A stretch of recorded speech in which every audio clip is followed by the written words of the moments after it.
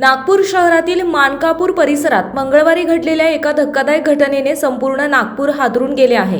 गोधनी येथील कलेक्टर कॉलनीतील राजलक्ष्मी सोसायटीमध्ये राहणाऱ्या 23 वर्षीय प्राची खापेकर हिची दिवसाढवळ्या निर्घुण हत्या झाल्याचे शवविच्छेदन अहवालातून स्पष्ट झाले आहे।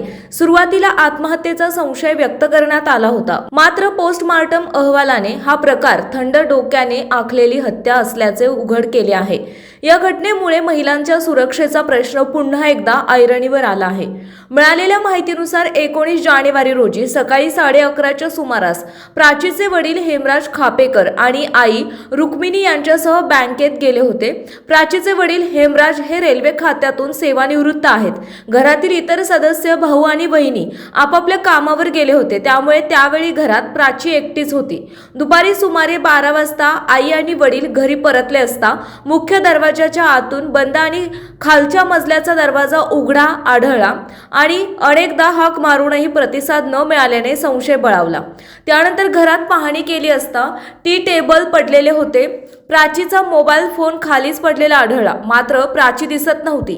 वरच्या मजल्यावर दरवाजा बंद असल्याने शेजाऱ्यांच्या मदतीने छताच्या मार्गाने पहिल्या मजल्यावरून प्रवेश करण्यात आला।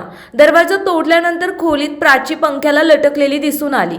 त्यानंतर तातडीने मानकापूर पोलिसांना माहिती देण्यात आली। मानकापूर पोलिसांनी मृतदेह शवविच्छेदनासाठी पाठवला।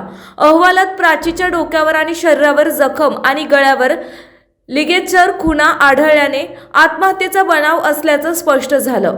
तपासात अज्ञात आरोपीने धारदार किंवा जड वस्तूने प्राचीच्या डोक्यात वार करून तिची हत्या केली आणि नंतर दुपट्ट्याच्या सहाय्याने मृतदेह पंख्याला लटकवून आत्महत्येचा देखावा निर्माण केल्याचे समोर आले आहे।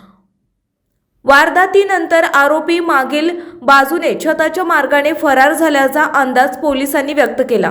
मृतक प्राचीच्या आईच्या तक्रारीवरून मानकापूर पोलिसांनी अज्ञात आरोपी विरोधात खुनाचा गुन्हा दाखल करून विशेष तपास पथक स्थापन केले आहे। परिसरातील सीसीटीव्ही फुटेज, कॉल डिटेल्स आणि प्राचीच्या सोशल मीडियाचा तपास सुरू केला आहे। दरम्यान या घटनेमुळे संपूर्ण परिसरात भीती आणि संतापाचे वातावरण आहे। आरोपीला लवकरात लवकर अटक करून कठोर शिक्षा द्यावी अशी मागणी नागरिक आणि कुटुंबियांकडून केली जात आहे। ही घटना शहरातील महिलांच्या सुरक्षेसाठी गंभीर इशारा मानली जाते।